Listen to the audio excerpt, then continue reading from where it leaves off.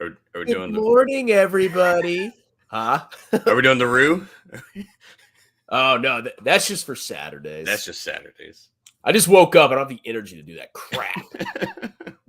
Anyway, welcome back, everybody. I got my buddy Cole here.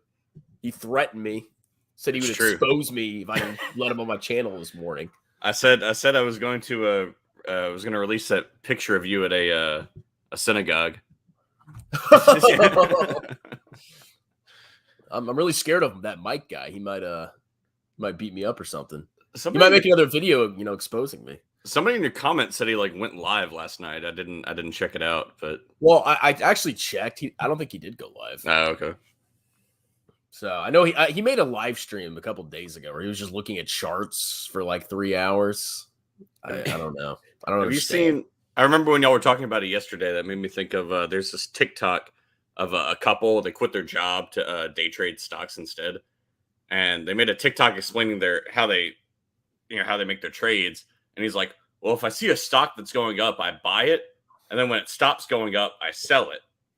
And then after it goes down, I buy it again. Yeah, I saw that one. Do you think that was a parody or think that was legit? I think it's a parody, but it could. That's the thing. It could be real. Jesus Christ. Anyway, so the subject of today, our main subject, I guess Cole's been doing a lot of research on this man, is Robert Kiyosaki. The famous Rich Dad, Poor Dad. I actually reviewed that book back in the day before I started hating on grifters. I did a book review, like a little 5th grader doing a book report. And how'd you like the book? It changed my life. I learned so much. I mean, it's okay. Mm-hmm. I think Fabio was talking about it yesterday. It's like a super ultra mega basic book. Like that. Yeah, I thought a good place to start. And I haven't dived super deep into Kiyosaki, but I've been trying to watch as much as I can. The book got started because the founder of Amway found the book, basically a pyramid scheme. They found the book and they sold it to like all the members that if they signed up, they got a copy of that book, and that put it into the New York Times bestseller list. And then people were like, oh, it must be a good book. It's selling so much. So then they bought it. And that's basically where all his success came from. Really? So all I have to do is convince like the local MLM or the women that come in to try to come to my house. Exactly. I'll buy my Stop Being a Broke Loser, and that's how I become a millionaire. See, that's a perfect title for an MLM book. Like you just sit down and like, oh yeah, do you want to stop being a broke loser? Sorry. Because you could sell these little plastic bowls from your house and become your own boss. Could you imagine a bunch of late wives, very sensitive and politically correct? They're all talking, and then somebody brings in my book. My God! I'm picturing an auditorium with like thousands of women, and they all have your big pink hat on, and like you run on stage. I need to be a cult leader, man. That'd be so much. You know what I would freaking do? Like I have the most ridiculous cult members. Let's see. I want to hear about Robert. Let's go. Yeah, Robert Kiyosaki. So he seems to dislike, at least recently. I've been watching his more recent stuff, like last 3 or 4 years, because he wrote this book called Fake, and it says fake money, fake teachers, fake assets. And so he's really, really hard on the U.S. going off the gold standard. So he says that all fiat currency isn't real, and it's going to go to zero and be worthless in the future. And we have fake teachers. So he uses a lot of buzzwords in all his videos. So he says that all teachers in the U.S. are communists because they teach people to get a job and then save dollars. So that makes a lot of teachers are. I would say teachers are mostly liberal. I wouldn't say they're communists, and they're not communist or liberal because they teach people to get a skill. Yeah. He seems like he hates people in jobs. I don't know why. He says you're an idiot if you get a job, basically. And he also says you're an idiot if you go to like college because, you know, you have fake teachers. Because I think in his first book, if you remember, I didn't read the whole Rich Dad Poor Dad book, but he says that I think his rich dad like dropped out in middle school or something, and his poor dad has a PhD, but that's why he's stupid because he fell for these fake teachers. Look, here's how I think of the whole thing, okay? I think you don't have to necessarily go to college, but you need to get some kind of skill, and then you need to get really good at it. And that requires probably working at a job. And then once you get good at it, then you can become an entrepreneur, okay? But Robert, I guess, just thinks like you can just like, let's say you want to be a self-employed accountant. He just thinks you don't have to go to school. You don't have to get a job to get experience. You just graduate high school and start doing accounting, bro. That's it. Exactly. Start your own business. You just rent an office downtown, $1,000 a month, hire a secretary, and just do your accounting business with no background, no skills. It's like, no, you have to get experience. Yeah, here's the most confusing one is the last part is the fake assets. So I sent you a video clip. Like he starts off, the moment he starts off is he's like the baby boomers are done for because they're retiring and they think they're going to get pensions, but pensions aren't real. And he doesn't explain that, but he also talks about 401ks. He's like Richard Nixon invented 401ks, which I don't think is true because I think they started in 1981. But he says 401ks are fake pensions because you put your money in and then you give it to Wall Street to buy stocks, and stocks aren't real assets. So then you can only sell them. You can only sell them for fake money. So what do you think, Strongman? Do you think the money is just a means of transaction, but you actually own real things when you own those stocks? Like you own companies that make stuff or do stuff and, you know, produce. Like it's, I don't even know what he's trying to say. Yeah, is Bitcoin not a fake asset? Is it a real asset? No, so Bitcoin is not a fake asset because it's blockchain. Oh, because it's blockchain. Yeah. What about Dogecoin? Is Dogecoin a real asset? Well, I think he only owns Bitcoin and Ethereum, but if it is on the blockchain, then yes, it's a real asset. Cum Rocket, is that a real asset? If he buys it, it's a real asset. It's a real, yeah. And there's three kinds of money in his book. There's fake money, which is fiat currency. There's God's money, which is gold and silver. No other metals, I guess, just gold and silver. And then there's cryptocurrency, which is the people's money. And you want to put all your money into gold and silver and cryptocurrency. Jesus Christ. Yeah, if you do that, if you I don't know who listens to this guy, okay? Like, if you're dumb enough to listen to this guy or maybe just misguided, I'm sorry. You're about to lose your butt, right? I mean, here's all gold and silver are. They're shiny rocks, okay? I'm going to say it over and over again. They're shiny rocks. They're not going to make you rich. They're not going to protect you. It's a freaking shiny rock. What is a shiny rock going to do for you? Shine? Yeah. Sit there in the corner? I'm not an expert or anything, but I'm pretty sure that the reason gold and silver were used as money so much in the past is because you don't want to use actual good resources to make your coins out of. Like, so because gold wasn't used for like building a bunch of stuff, it was used as money because we didn't, you don't want to use all your steel as coins, and you can't build like cars and tools and stuff and weapons. So it's like not the like let's say there's a zombie apocalypse and I've got a bunch of food and you've got gold. And I'm like, well, I don't want your gold. I want my food so I can live. My kids are starving. Can I have your shiny rock? Or like in Fallout, you can do bottle caps. Whoa, dude, wait, hold on. Can you make an NFT of that? I can. Of the bottle cap or of this picture right here? Either one works, dude. Strongman holding bottle cap worth $10 million. Yeah, actually, it's funny. So he has a company called Rich Dad, and so he has employees that work for him. And I found this video. It just came. Wow, it just came out a month ago. Actually, it's brand new. It's called the Rich Dad's Cryptoverse Podcast, and he's not a part of it, from what I can see. It's some guy who works for him, and he's not on webcam. Instead, it just like whenever he talks, it just shows his profile picture.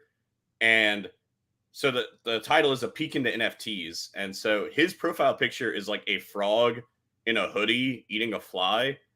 and I have to imagine that's worth like $500,000. Oh my God. I don't know what it's actually worth, but I know this is like, it looks so stupid and unprofessional, but I know it's probably some super expensive NFT. I mean, they're all just grifting off the current mania and all that stupid crap. I mean, he'll move on to the next thing, whatever that is, whenever it comes out. I mean, can you even imagine what the next thing is going to be after cryptocurrency? Could something be more dumb than crypto? It's hard to picture. I mean, it's just crazy that it's kind of like electric vehicles almost, because we joke that Tesla's overvalued, but it is a fantastic company. They're growing rapidly. But people are like buying literally any electric vehicle company that IPOs. People are like buying it up because they think it's gonna go to $1 trillion, just like Tesla, just because it's the same marketplace. And people are like, oh, Bitcoin went to $60,000, so I can buy literally any crypto, and it's gonna go up 1,000x or whatever. And it's a really stupid way to invest, just to buy the next big thing, because very rarely is like, imagine you invested in, I can't even think of a search engine besides Google. I mean, there's Bing, but I guess that's part of Microsoft. But what did you say? What was it? Bing. Right? I thought you said bacon. I was like, yeah, bacon. Yeah, Microsoft's new. They're gonna take down Google. Bacon.com. I was like, what? I need to go check that out. Let's see, dude. I did notice on yesterday's stream we did a poor job of reading the comments, so I did want to focus on what people are saying. First of all, I'm not mad at you, Cole. First of all, there's so many freaking comments, ladies and gentlemen. Number one, if I just pull up a comment all the time, it's going to interrupt the conversation. And number two, I just can't read them because they just go so freaking fast. Okay. So get over it. If I see a comment that's like really interesting and I happen to see it, okay, maybe I'll freaking do it. But don't get pissed if I don't see your comments, people. Imagine if I had like 20,000 people on this stream. You think I'd be able to see any freaking comments? Dude, Kevin reads his comments, bro. Oh, every single one. He hasn't missed a single comment in history. Yeah. Well, yeah, Kevin gets everything right all the time. When Kevin was on here with that live stream I did with him, the comments were like out of control. I could not. That was like, 10% of what he normally has on his channel. It was insane. But yeah, so what were we talking about with Robert? Well, I think something I did want to bring up. I think this is a good idea for you if you do want to start pushing your book. So Robert Kiyosaki hosts. I don't think he even does it anymore. I think it's just like he has a pre-recorded video, and then like his minions go do the seminar. But it's a free seminar, 100% free, and you just get to learn about real estate. And you're like, oh, that's nice of him doing a free class to help teach people about real estate. At the end of the free BT, would that be my class? But here's the genius part. At the end of the free class, they say, and if you want to learn more, you can come to our $500 class. And guess what the $500 class is? BT Wax. The $500 class is 3 days of them telling you, if you really want to learn this stuff, guess how much the third course is. The first one's free, second one's $500. Guess how much the third course is? $2,500. More? Yes. Oh, 5? I'll cut you off, dude. It's 45,000. What? No. What the hell are they going to teach you for 20? Who can afford that? Number one, okay. Well, look, if you're too poor for the course, dude, then I don't think the rich dad lifestyle is for you. So I can imagine, like, if I'm doing my own seminar, I have these like super jacked bodybuilders, and when they come to the free seminar, I'm like, all right, if you really want to know more, I just taught you about VT, but there's a mutual fund that's even better. And they turn around and try to leave, and these massive bodybuilders by the doors, blocking the doors. You guys should really consider signing up. There's two sign-up tables behind you. One says get rich, the other says truck stop. Which one do you want to go to? You can go out the truck stop door, or you can go out the VT door. I don't know. Yeah, but isn't he like super into real estate though? Yeah, I believe that's his main thing is real estate, because I tried to Google it and I feel like I don't. So he has some videos titled like how to make infinite return, which is pretty good. Infinite. Infinite return. You had me at infinite. so so basically how it works, I believe. So you find a rental property for like $100,000, and you find one where you only need to put 10% down. So it's like you put down $10,000, and then you get a loan for the $10,000. So you end up buying the property with none of your own money because you got loans for all of it. And then if you make, even if you just make $100, since you invested zero, 100 divided by zero is infinite.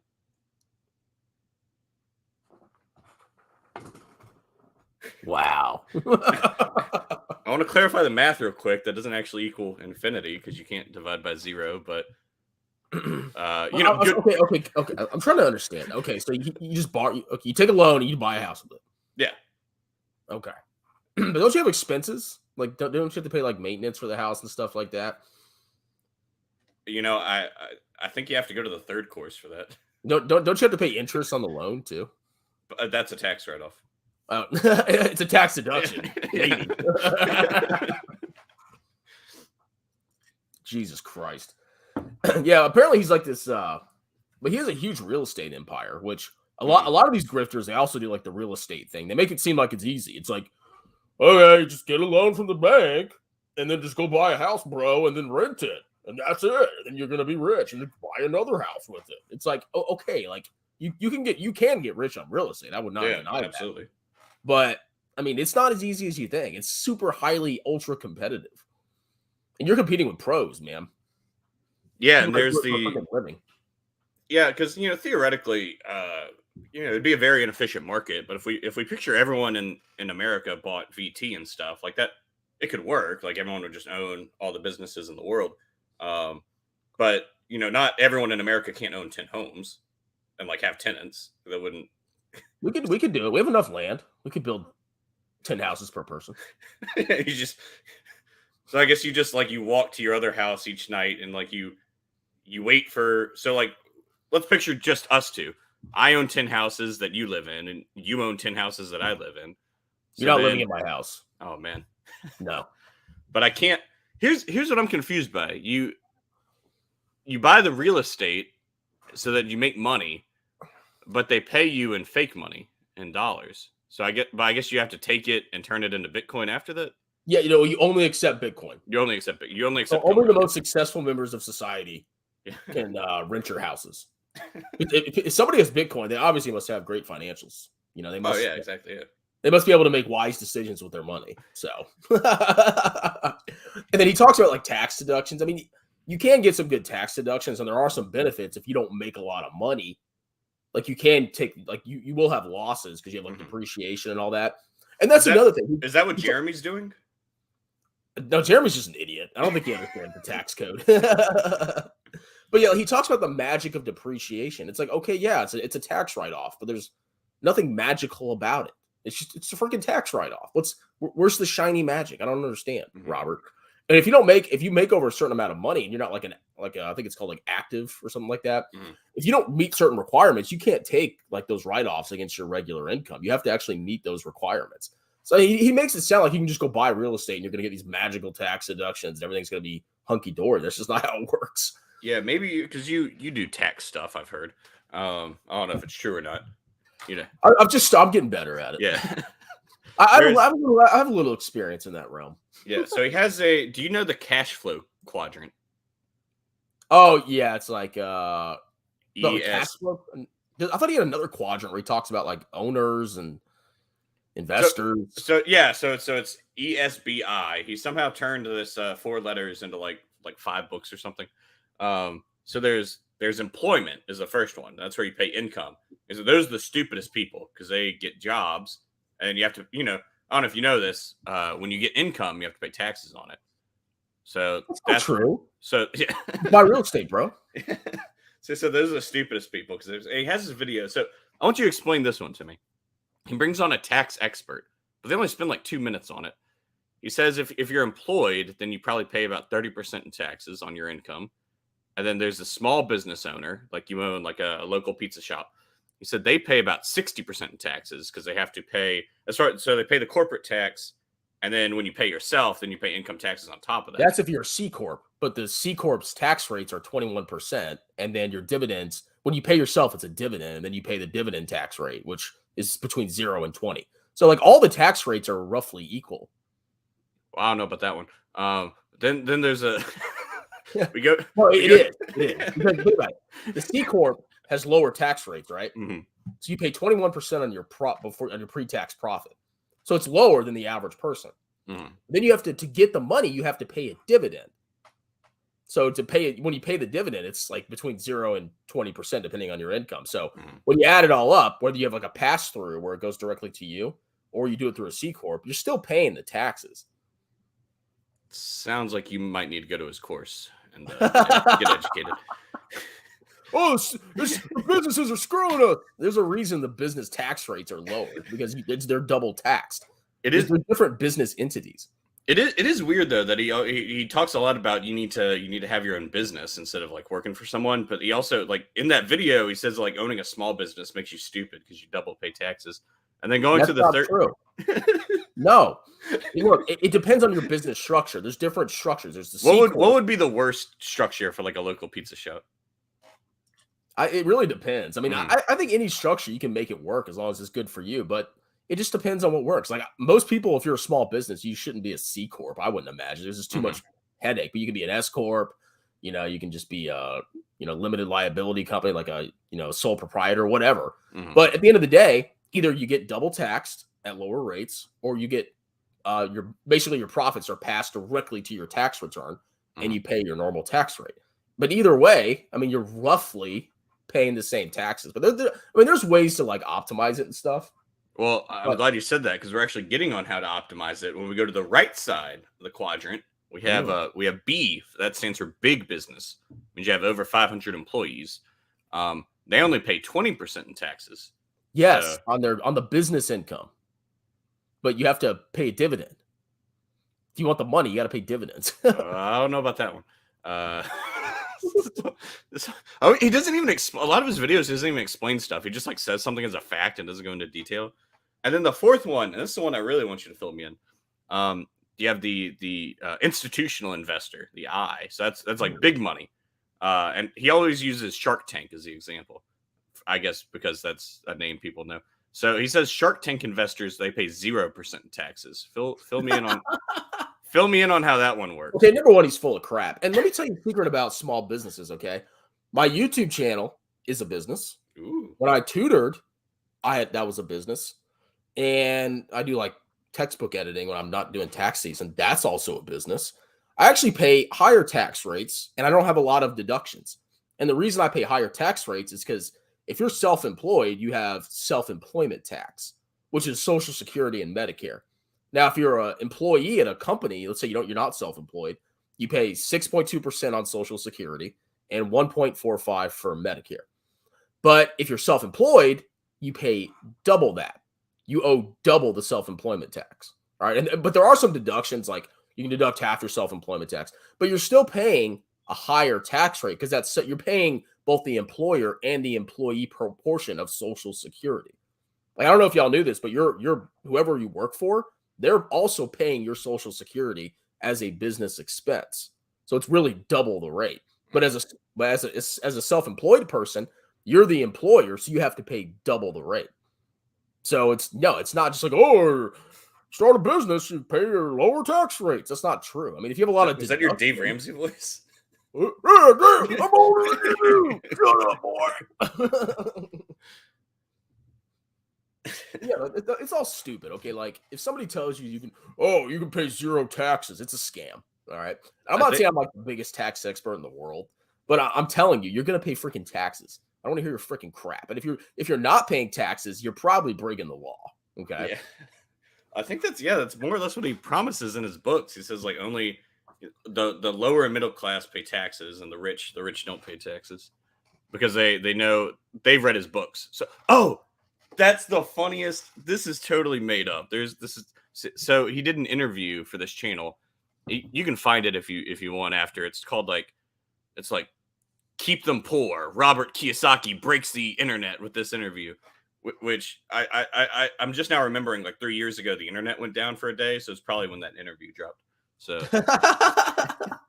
so the very start of the interview, the guy's like, he's interviewing Robert. And he says, "Do you ever have rich people like come up to you and say like stop teaching people stuff?" And he's like, "Yeah, I have rich people all the time come up to me and they say stop telling our secrets. Keep them all poor." I was like, I don't think there's like a coalition of rich people trying to take down Robert Kiyosaki. I've actually started getting calls by random rich people. You know, they'll email me. They'll be like, "I see what you're doing, strong man. You're revealing our secrets, scumbag. You need to stop, or I'm gonna have Odd Job assassinate you." I'm trying to keep VT all to myself. You know, the funny thing is, like, and I do taxes for like rich people. I mean, like they're not like ultra wealthy. Mm-hmm. They're very well off people. Yeah, they will be after reading your book, though. Exactly. Actually, like, whenever they come get their tax return, I actually put a copy of my book inside their. No, actually, I'm too new at the firm. I don't talk to clients. I got you. I've been experienced, but it's funny because a lot of their investments are trash. Like I look at their stocks and I'm like, why do you have Robinhood stock? Why do you have, like all the meme stocks? A lot of people trade meme stocks, or you look at their accounts and they'll be trading like crazy. So they'll have these massive short-term capital gains taxes they're paying, and they'll have financial advisors managing their accounts. And you can actually see on their statements how much they're paying in fees. And some people, it's like $8,000 a year or $10,000 a year. Mm-hmm. Like, oh my God, just because you're rich does not mean you know how to invest. Yeah, there are a lot of I sort of started running out of Robert Kiyosaki stuff, I know. So maybe we'll start transitioning to other stuff. But at work, because I work at a bank, so you'd think people would be pretty good at personal finance, I guess. I mean, you deal with money and accounts and stuff. But there's so many people that, like, I've a lot of them have said recently, they're like, yeah, I'm going to stop contributing to my 401k because they're taking too much money out of my paycheck. And I'm like, but it's going to an account for you. Like, yeah, you won't touch it for a while, but it's going to an account for you, and there's tax credit-offs, and you can invest it. Well, isn't that something that Robert Kiyosaki attacks all the time, is the 401k? Yeah, dude, because it's fake assets. Okay, I mean, you have two options. Yeah, it's fake asset. Okay. You have two options. Okay, you can either invest in tax advantage accounts and save yourself thousands or hundreds of thousands of dollars of taxes, or you can't. That's your two options. Okay. Now, Robert, I guess because he doesn't want you to put money in your 401k because then you would have money to buy his course. Or he says it's because Wall Street takes your money and then you won't have it. Well, Wall Street takes your money if you buy actively managed mutual funds. But if you buy index funds, I mean, yeah, you pay a fee. Okay, they're not free except for maybe Fidelity. I think he's not even talking about the fees of like funds. He's just saying that, like, if you buy a stock, where does your cash go? It goes to Wall Street. Ooh. It goes to somebody else that sold it.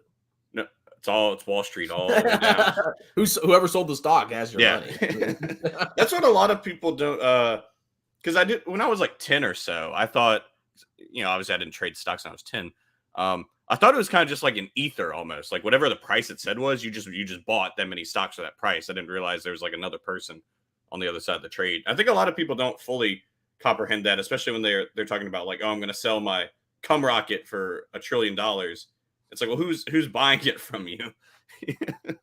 It doesn't matter. You just buy it, bro. Yeah, exactly. And that's the funny thing about all these schemes is like, let's say Dogecoin or cum rocket moons, right? Mm-hmm. Well, once it goes very high, everybody's going to start selling. And the liquidity there's not going to be any buyers. So that maybe somebody will get lucky. The first person that sells at the top, mm-hmm. Everybody else is going to get screwed. That's how the whole freaking scheme works. But yeah, the 401k is not a ripoff. All right.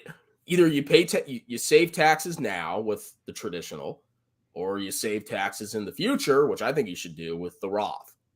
Because think about it. Like, when you retire, if you have everything in a Roth, you can pull your money out and it doesn't even increase your taxable income. Mm-hmm. Whereas if you have the traditional, let's say you pull out $100,000 in retirement, Well, your taxable income went up by $100,000 and it pushes you into a higher tax bracket.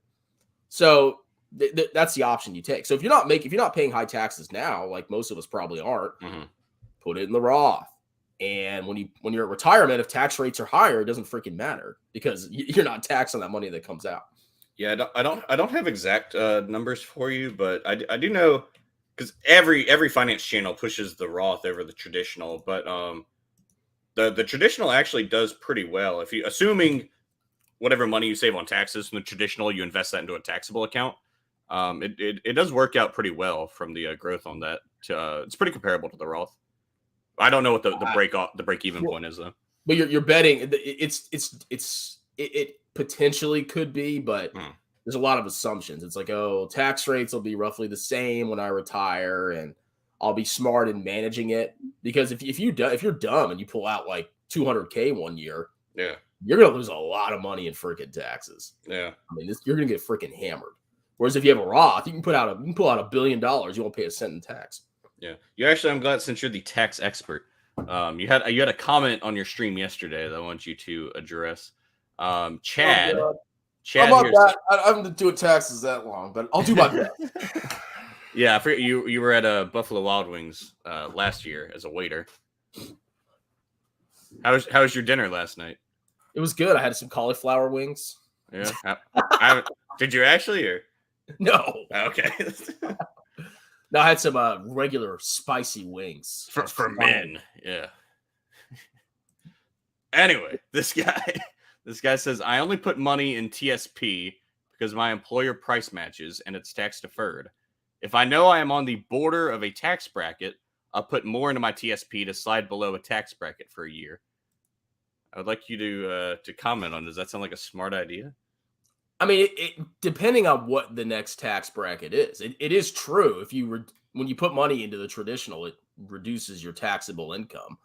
So you can put yourself into a lower tax bracket. But at the end of the day, do you think you're going to pay higher taxes now, or do you think you're going to pay higher taxes in retirement? And do you want more flexibility in retirement, or do you want less flexibility? It's traditionals can be dangerous because, like I said, in retirement, if you want to pull out a lot of money at once, which for whatever reason you might need to pay a big medical expense or something. If you pull out a lot of money, you're going to bump yourself into a much higher tax bracket in retirement and pay way higher tax rates. And you don't know what tax rates are going to be in the future. They could be way higher. And if that's the case. And Robert Kiyosaki did say in 2020, communists took over America. So tax rates would probably be pretty high. If communists are taking over, I would do you're probably screwed no matter what. But I would definitely do the Roth. I will say I did have, this is based on nothing but fear, but I did have this fear that maybe because who knows what's going to happen 30, 40 years from now. There's going to be like a big push. They're going to be like, oh, all these index millionaires, they have all their money in their Roth and they're not paying taxes on any of this money. And then I don't know legally if they could change the rules after the fact to force you to pay taxes on your Roth. But I do have this worry that there's going to be like backlash against it when people are have millions of dollars in it. I mean, if that's the case, they're not going to go after people like us. I do know who is it that has $5 billion in his Roth? Peter Thiel, yeah, that's it. Yeah, that's the kind of person that they'll potentially go after. But if we have like a couple million in there, I mean, we're not super rich. Yeah. They're not gonna go after people like us. Even the communists in Congress right now, they're not looking at the middle class targeting them. They're targeting very rich people. So I wouldn't worry about it. In worst case, they do that. Okay, I'll pay my stupid little tax and still be better off than 90% of people. Yeah, that's a lot of people they say like, oh, what if I save like 20% of my money, I invest it for the future, and then the stock market, like let's say over the next 40 years, highly unlikely, let's say over the next 40 years, the stock market only returns like 3% or something. It doesn't grow that much. People are like, oh, I wasted all my time saving. And it's like, well, you still have, would you rather just had $0 at retirement? Even if the stock market does horribly, you're still better off saving and investing. Well, if the stock market does horribly, then everything else is probably doing pretty horrible too. Yeah. I mean, I don't see how you can convince yourself not to save, because once you get to 50, 55, 60, Are you really going to want to work all freaking day? Really? Every day? Or do taxes, like, let's say I stay in tax forever. I'm not going to want to do this crap when I'm 60, Yeah. working 10, 12-hour days. No. You're going to want money. Even if the stock market doesn't return well, you still have savings. You still have some kind of return. It's better than not saving at all. I mean, it's common sense to me. I don't get these people. Well, I mean, I would say that's the common person is they're terrified of investing and then not making money, so they just like spend all their money because they're like, well, I might as well enjoy it now while I have it. And it's I guess it's hard. How would you get an 18-year-old to think about their future? What would you tell them? Oh God, I don't even know what I would do. You got kids, dude. You need to think about this. Well, I'll be like, well, I'll die, and then you can inherit all my money, and then you can blow it all on your stupid crap. But I mean, well, you can. I mean, I guess if you're raising kids, you can just instill like financial principles into them as they grow up. Yeah, you know, a lot of households don't even talk about it. They don't teach anything about anything. Exactly. You know, the kids go into the world and they're completely clueless. But if you teach them, you're like, oh, here's what a credit card is. Here's why it's stupid. You need to save. Don't be an idiot. I mean, hopefully it sinks in and then they make good decisions. Yeah, they I have somebody who works, a coworker of mine. So this is inoptimal, but it's not like the worst thing in the world. So he has an insanely good mortgage rate. It's 1.9%. He's very open about his finances with me. 1.9%. I mean, that's crazy. I mean, you would pay that off as slowly as you could. But he's putting like almost all his extra money towards the mortgage and not investing very much because he wants to have his house paid off. Now, I don't think that's a horrible position to be in, like have a high paying job and have your house paid off. But it was weird to me when I found out. I was like, you really, because he's throwing a lot of money at this mortgage and it's at 1.9%, which is stupidly low. So I just thought it was crazy that he spent the last like decade paying this off so early instead of, I mean, he missed the biggest bull run possibly in history.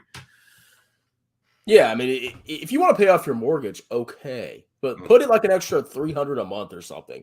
You should still be buying stocks, you know, because you're going to get better returns in the long run than you are paying off some stupid mortgage. Yeah, but I mean that's my opinion. I mean, if stocks crash, which I hope they do, it's even better for you. Okay, the more stocks crash, the more you should be freaking buying and not paying off a mortgage. But I would say if stocks keep going up and up and up and up and up and up and up, and then near term, okay, maybe it's okay to put a couple $100 against your mortgage. But I would not do the Dave Ramsey thing and just chunk every freaking dime you have after a certain point into your mortgage. That's just what I would expect a young person to say. You don't understand, young boy. Oh, I got a $2 super chat. Check ooh. London Real is dropping NFTs due to scammy AF. Oh my God. I think I know who that guy is. Never heard of him. Yeah, he's this dude. He's got like a little podcast. And I think he lives in London. He had kind of an interesting podcast. You know, he talks about with a bunch of different people. I think he had Robert Kiyosaki on. But if he's dropping NFTs now, oh my God, all these people are scum. Did you buy? Did you not that you would know who this person is, but did you see the Lana Rhodes NFT? I did not. Yeah. Now I know you don't know who that is because you have never watched any of her content. Is she hot? She's a porn star. Let me look her up. Careful now. She launched this NFT where it's just like little cartoon drawings of her. And then basically she just like took all the money out of the what you got there, strong man? Nothing. Basically she just like rug pulled the entire thing, and her excuse was that she got some mean comments about it. So she decided to rug pull the whole thing. I decided to scam everybody because somebody said my boobies weren't big enough. and then when people got really mad at her, she's like, I think it's crazy that people are focusing on my NFT scam when Russia is invading Ukraine. Yeah. I mean, there's a human catastrophe going on. You can ignore my massive grift. I mean, come on, you guys are just being ridiculous. You should be just thinking all day about Russia and Ukraine, 24/7. I mean, I'm gonna go rob a bank and be like, but there's Russia, bro. Come on, man. You can't arrest me. maybe this will be different when that's true. Could you imagine robbing a bank and you're just like, oh, so the police are really hunting me down when Putin is free? Jake Unfiltered is here. He says Robert's YouTube isn't too bad. I listen to him sometimes. I hate his advice on almost everything he talks about. He thinks 401ks are a scam and everyone that has one went bankrupt. That's true. He thinks all 401ks will go bankrupt because they are fake money and fake assets. Well, I mean, I could see a pension fund. Yeah, pension could go bankrupt. Stupid, but a 401k, you control your investments. I don't know how a 401k is going to go bankrupt. It's just a tax shelter. Mm-hmm. That's all it is. It's not a fund. It's not a bunch of people managing your money. It's just a way to save taxes. Oh man, the hell were we talking about? Oh yeah, NFT scam. Yeah, I've now this could change. Maybe I get big and I completely change my tune.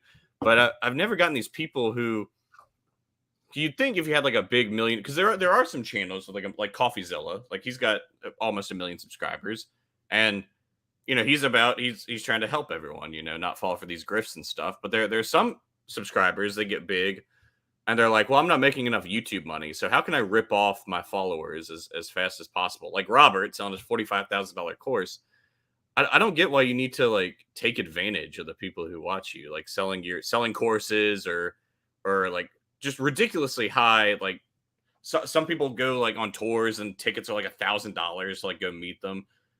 It's probably because they have like unlimited greed. I mean, you can make decent money on YouTube and you don't have to be that big. Yeah. Most of the money comes from like ad revenue. Actually, the majority comes from ad revenue. And then you get the occasional super chat. Sponsor. Like you can still do pretty freaking well without having to grift people. And I mean, I'm a small channel. I can't imagine what I would be getting paid in ad revenue if I had 100,000 subscribers. Like, damn, that's good enough for me. I don't have to freaking sell some stupid rip off course or, I don't know, some scammy book. Exactly. Yeah, there's because like you get these offers, like you'll get these emails, when you get a little bit bigger and like, oh, we'll pay you this if you do this. And it's like, I mean, it's easy money, but that just leads you down the wrong path, in my opinion. Yeah, there's this channel that I really liked. And they're pretty big. They have about 100,000 subscribers, and they made, it wasn't the most educational videos. It was more like entertaining videos. They're fun to watch. And then he got paid by this some company to promote this like Canadian penny stock. It's like 20 cents, and they like mine lithium or something. And so he made an entire video just promoting the stock. And so at the very beginning, he said he was paid to promote it. And so the next 2 days after his video, the stock went up like 20%. So I don't know how much liquidity was there, but it went up like 20%. And then now it's down like 50%, like the month after. And I was like, yeah, I don't think that's cool to like hype up some trash penny stock just because you got paid to do it. And his defense was, he's like, well, I told people I was paid to promote it. And so he thinks that just wipes his hands clean of like, and even if a viewer put $10,000 into it and lost their ass, he thinks he's just fine.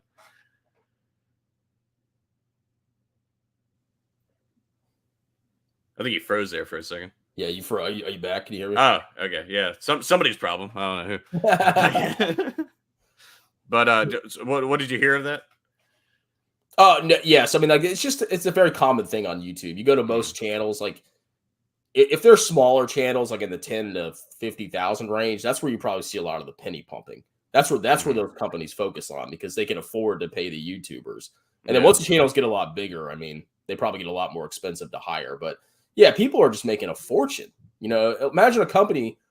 I mean, imagine and think about it. You'll probably be tempted to do it, because imagine if this company comes to you and they're like, "Yeah, I'll give you $3,000, and all you gotta do is make one video." Yeah, it's like it's a temptation. It's like, oh, $3,000, all you gotta do is make a video. You can see why these people get sucked into it, and then they'll rationalize, why it's a good thing and why they're not screwing people, because they can't resist the allure of the money. Mm-hmm. But yeah, the whole point of being paid to advertise that penny stock, the whole reason for the payment was obviously to have a pump and dump, because otherwise, why would they pay you to advertise the stock? Yeah, exactly. No, it's a total scam, but I mean, I can see why people get sucked into it.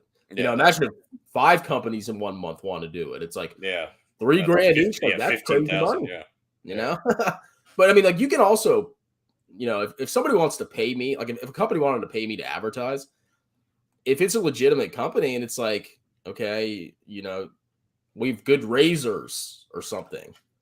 Okay. I mean, I'll consider it, but there's no way in hell that I'm doing anything with, you know, penny stocks, and then you might get into legal problems later on. You know, that's just another risk. So it's easy money and it's, you know, it's nice, but you might pay the consequences later. So there's really this careful.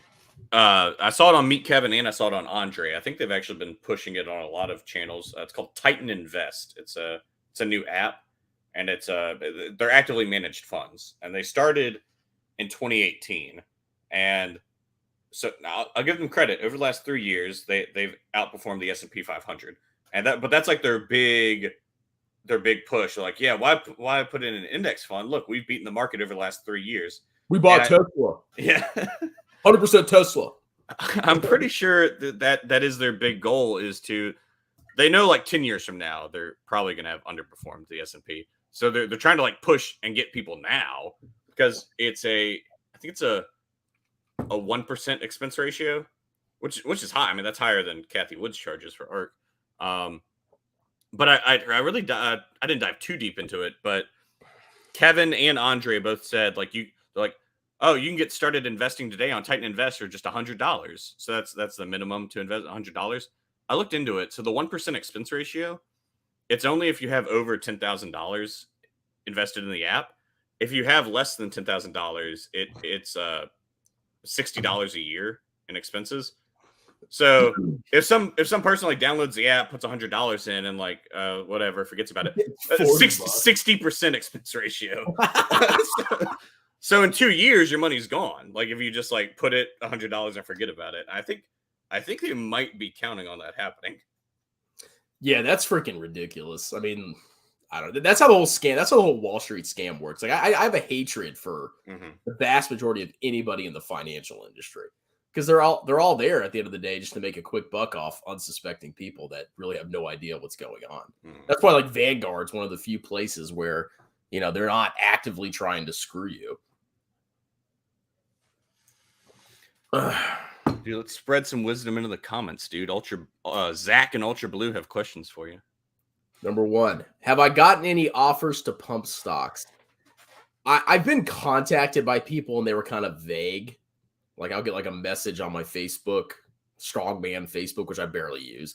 And they're like, hey, there's this company, you know, if you want to talk more about it, let me know. You know, I've had that. And I, you know, sent them a dick pic. No, I'm just kidding.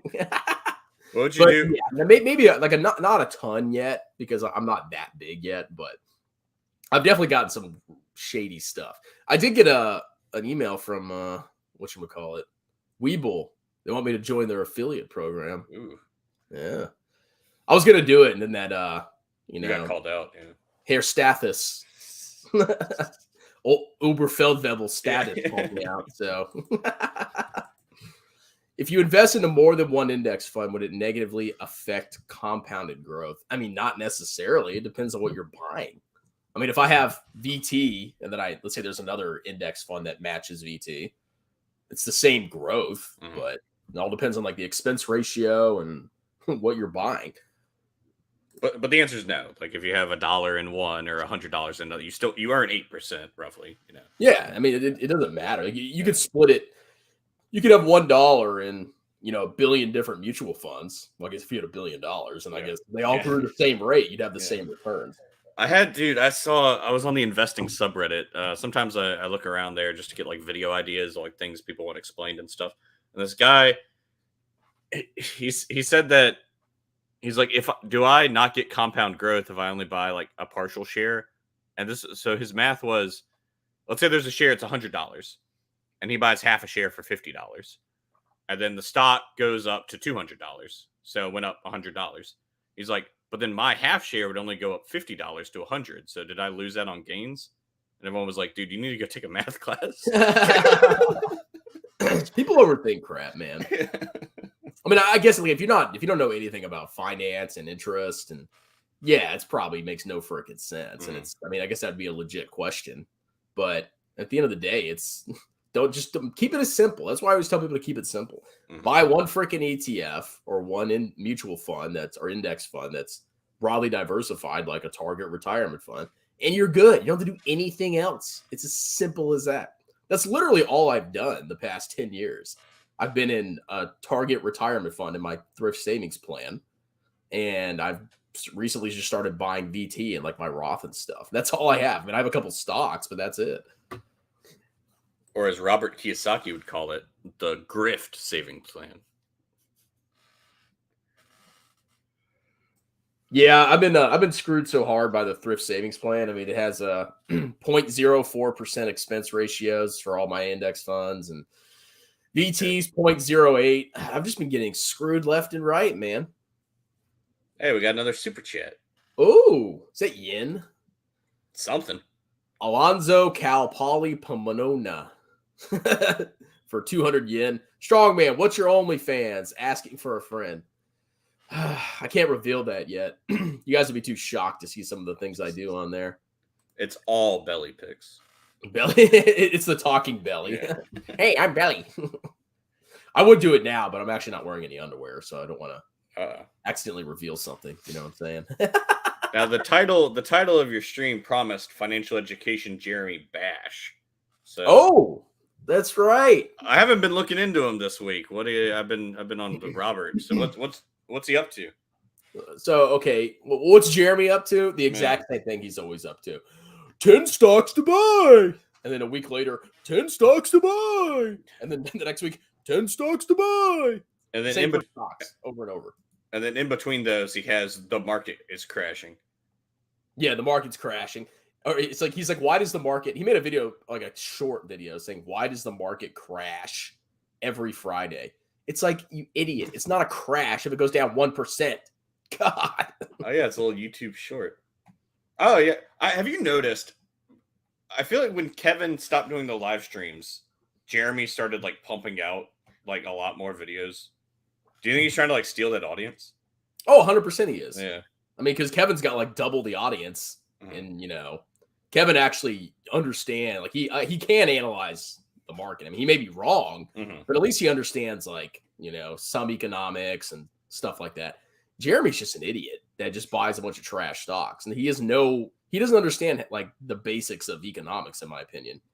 You look at some of his videos, and he tries to sound smart. Like he'll pull up a graph or a chart, and he just gives like these stupid commentaries, like, "Oh, I pulled up this birth rates chart. It's been going down, but I think it's going to go up." I went to the hospital and I saw a woman giving birth, so I bought Honest diapers.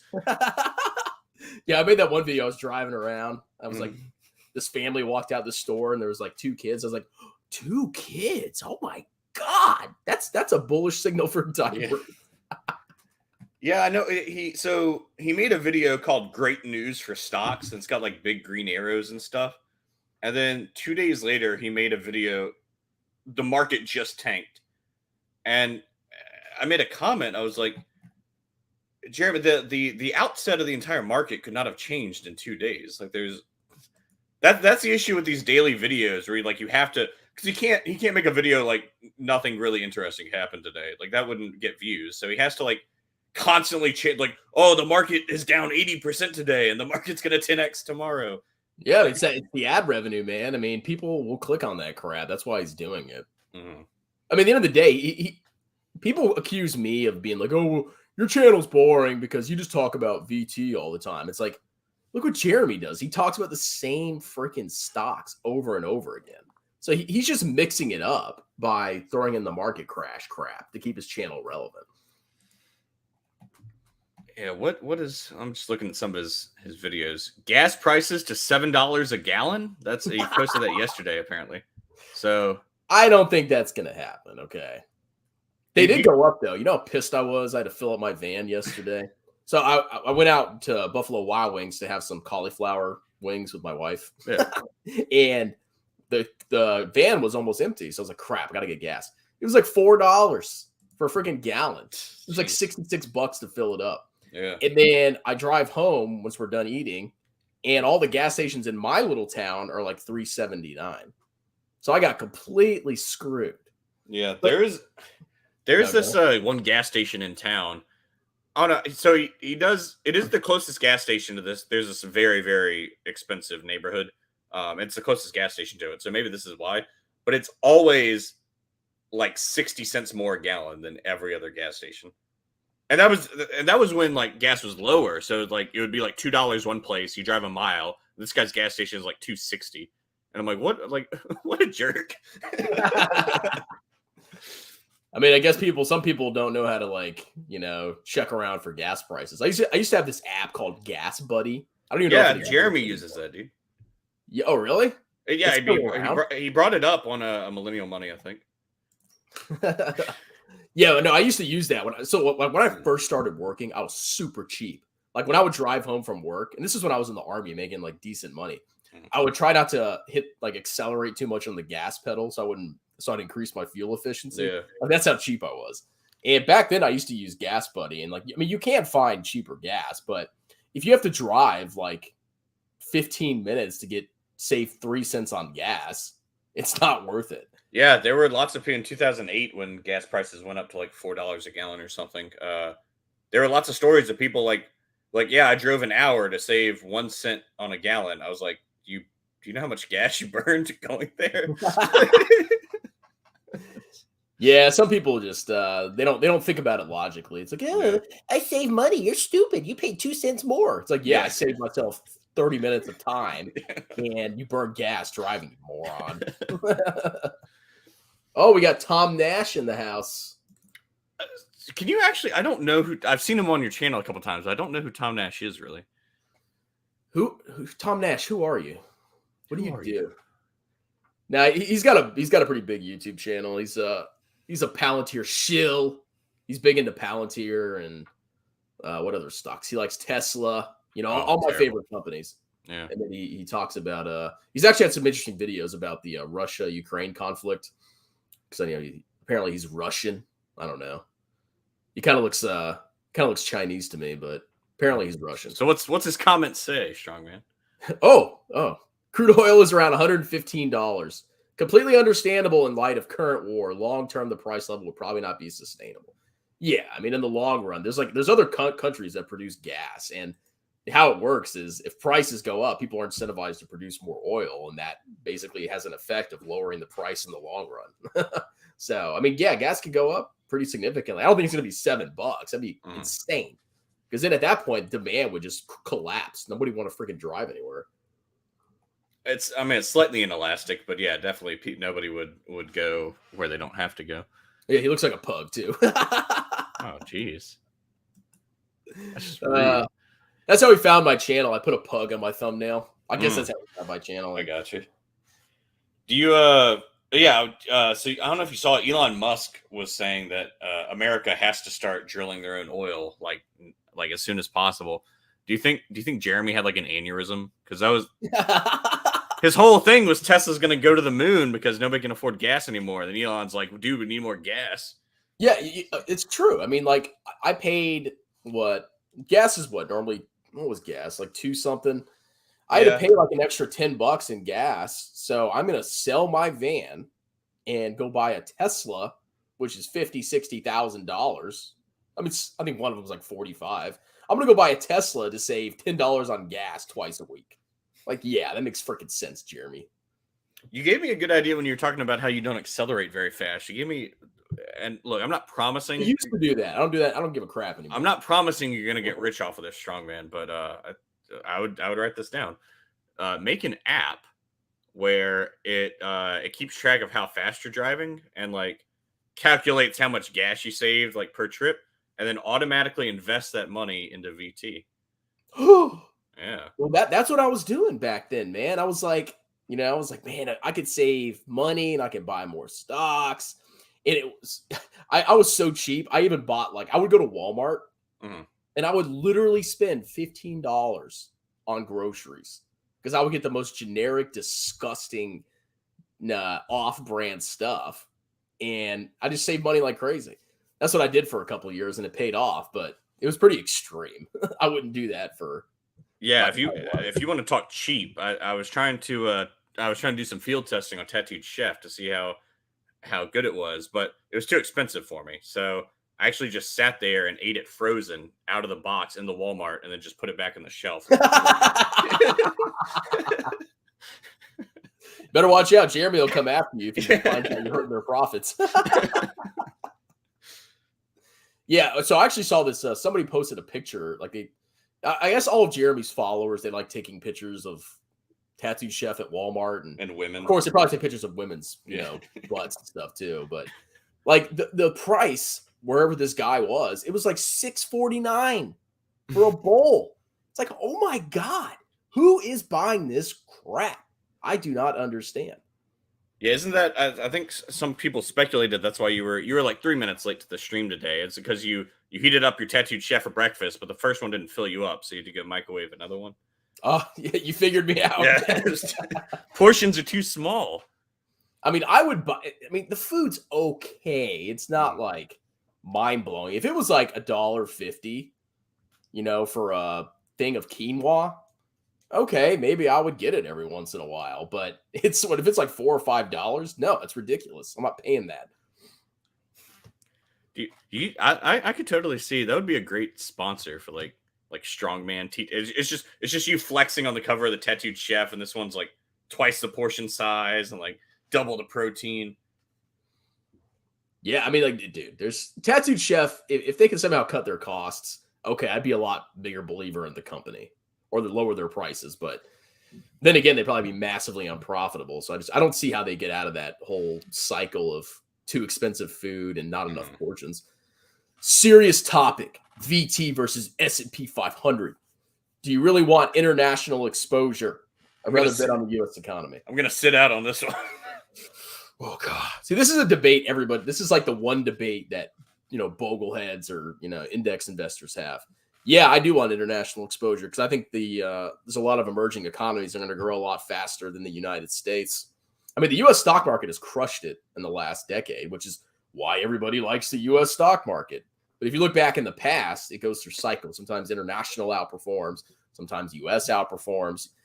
And I'd rather own both. And if you have VT, you're 65% U.S. stock market. So, I'm basically, 55% S&P 500. So I get the best of both worlds. And I don't have to worry about timing the market or, potentially getting wrecked if the U.S. stock market goes to crap. So I'm actually bullish on the U.S. economy. I just also believe in international stocks too. Yeah, I think if everything was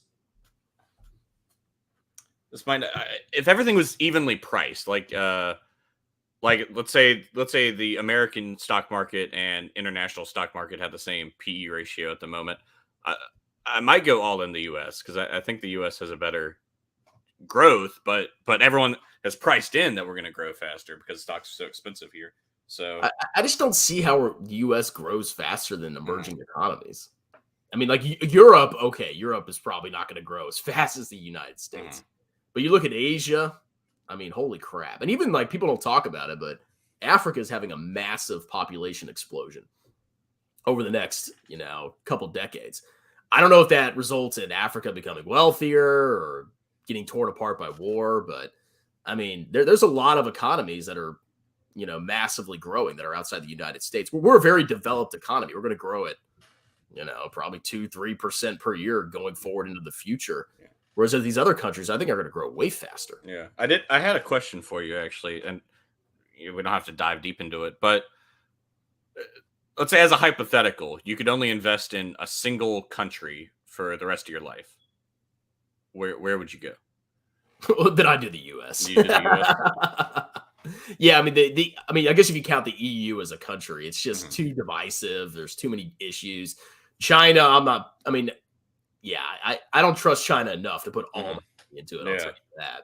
So, I mean, maybe, I don't know. But you would say probably, some people would say China and India are up there just because of the giant populations they have. I mean, if I had to choose between China or India, I'd maybe go with India. Yeah. I have to think more about that. Yeah. But I mean, if I had to choose one country, it'd be the United States. USA. Yeah, I mean, we're very developed. We're very secure. I don't think we're going to have civil war. Yeah. And I think we have very strong institutions. Yeah, I mean, there's a lot to be positive about the United States, but I mean, I also like exposure to other countries too. That's just me. That reminded me of when Kevin was running for governor. He was still on Millennial Money, and they were asking they're like, oh, so are y'all short any stocks right now? Or and Kevin, because he's running for governor, Kevin's like, yeah, I would never short any of our great American companies. I believe in all of them. And then the moment he stopped running for governor, he's like, yeah, I shorted everything. I don't short. I believe every American company is going to 10x, bro. Yeah, God, he's such a little politician. Yeah, smart though. Well, let's see.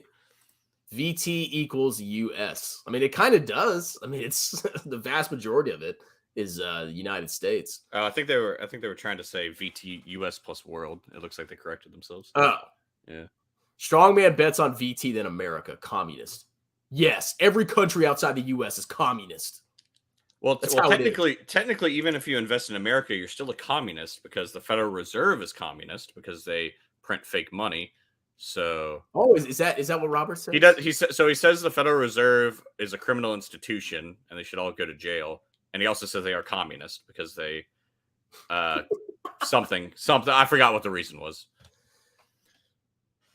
Bro, Bitcoin will protect you from communism. I mean, you think if we had like a strong, powerful central government, you don't think they could shut down Bitcoin? It's like, come on. I don't feel smart enough to answer that question because it's on the blockchain. So that's right, it's on the blockchain. I forgot. Yeah.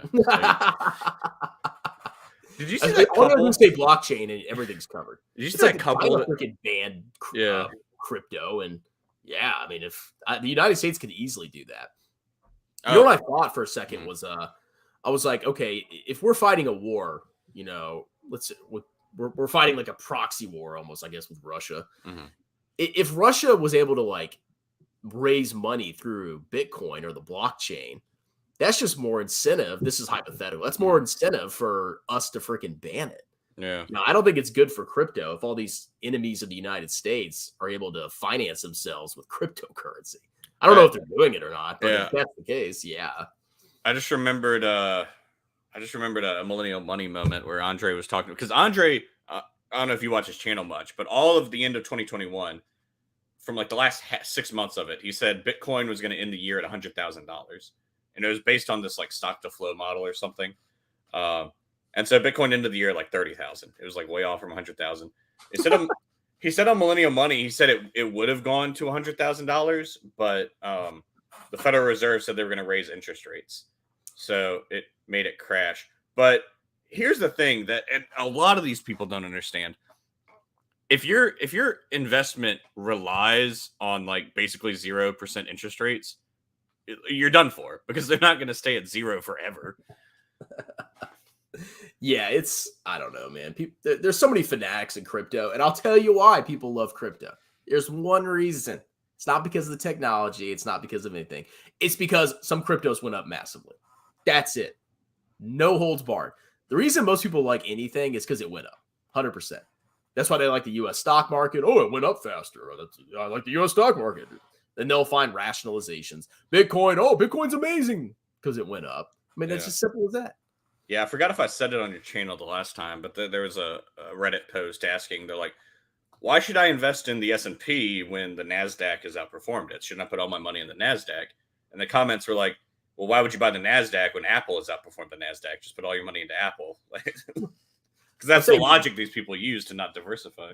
Just put it all into Bitcoin, bro. I mean, Bitcoin's outperformed everything. So, I mean, that's just a logical conclusion. You buy the thing that's done the best in the recent past. It's common sense. It's just funny that people think they can do that, and that's how it works. Mm-hmm. It's like if that was the truth, everybody would just get super rich because all they'd have to do is buy the most recently performing asset. You know, it's okay. So we're getting some pushback in the comments. My understanding of if let's say the U.S. wanted to ban crypto, the best they could do is ban you converting crypto into dollars. Basically, they would be able to figure that out. You could still have it. So I guess you'd have to find places where you can buy things in just crypto, which I don't think Walmart takes it. So I guess you can't buy your tattooed chef there. It would not be good. It would not be good for Bitcoin if the U.S. tried to ban it. I mean, it would freaking collapse. Like people, I don't think people use it to freaking buy stuff. I mean, I'm sure some people do, but the vast majority of people are in it just to make a quick buck. It's as simple as that. Did you see the couple that stole like $6 billion in crypto? No. I'll just send you a link later. But let's Echoes from Above wants to come on.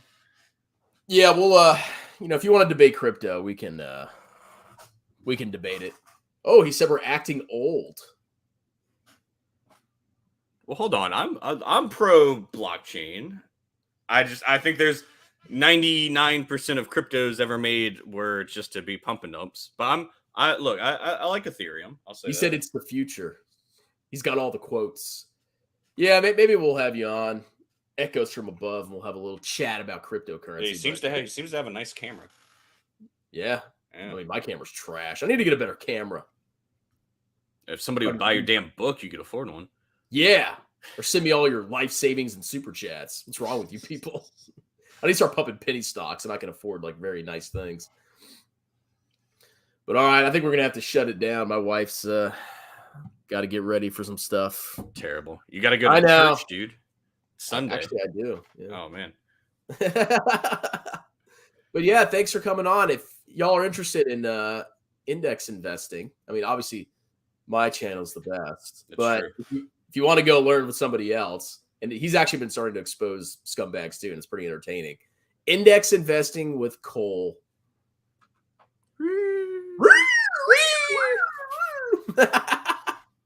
Oh, wait, I got my last grift money. You see, what's his face? Mike Stathis is really going to come after me for this. Russia's banned from using Coinbase with others. Good. Well, I'm glad I got one final $2 in there. Yeah, I'm just gonna keep dragging it out. It's like, oh, yeah. Gonna be another one? Is there gonna be another? and this stream is ending right now if we don't get a super chat in the next 60 seconds. Yeah. 4. All right. Well, thanks for coming on. I gotta head out. Yeah, thanks for having me, dude. Later, bro. Later.